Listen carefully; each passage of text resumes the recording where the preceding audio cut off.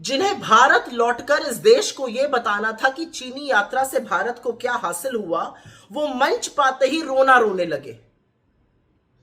बताना तो दूर, मोदी जी ये कितना बड़ा दुर्भाग्य है कि आपको लगता है विदेश नीति का मतलब है जबरन ठहाके मार के हंसना।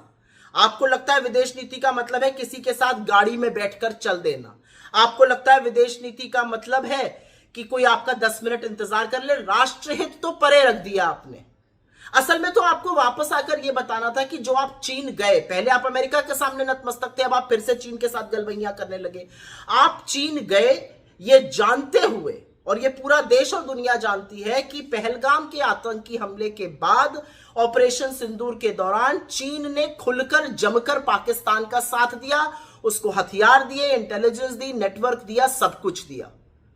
तो आज देश पूछना चाहता है कि क्या आपने शी जिनपिंग से यह पूछा कि उन्होंने ये पाप क्यों किया?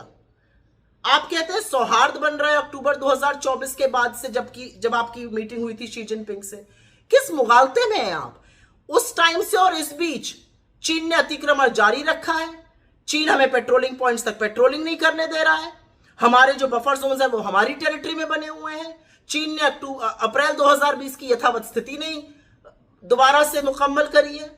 और असलियत यह कि चीन खुलकर पाकिस्तान के साथ खड़ा है। चीन ने अरुणाचल के गांवों के नाम बदले हैं, एलएसी पर भारी इंफ्रास्ट्रक्चर बनाया है, लगातार न्यूक्लियर सप्लायर ग्रुप में शामिल होने से लेकर यूएनएससी की हमारी परमानेंट मेंबरशिप पर अवरोध लगाया है, और हाफिज सईद जैसे दुर्दांत आतंकवादी को ग्लोबल टेररिस्ट घोषित होने से यूएन में बार बार रोका है।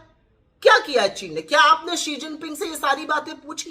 क्या आपने शी जिनपिंग से पूछा कि एक तरफ वो आपसे मिल रहे हैं और एक तरफ वो असीम मुनीर से मिल रहे हैं, वो व्यक्ति जिसके हाथ भारतीयों के खून से सने हुए हैं?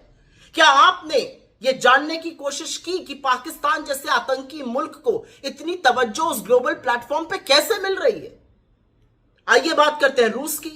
आपने, आपके भक्त मंडली ने, आप कार में पुतिन जी के साथ कहीं चले गए, उसकी बड़ी चर्चा है। क्या आपने पुतिन जी से पूछा कि पहलगाम आतंकी हमले के बाद ऑपरेशन सिंदूर के दौरान रूस ने हमारे पक्ष में एक भी बयान क्यों नहीं दिया?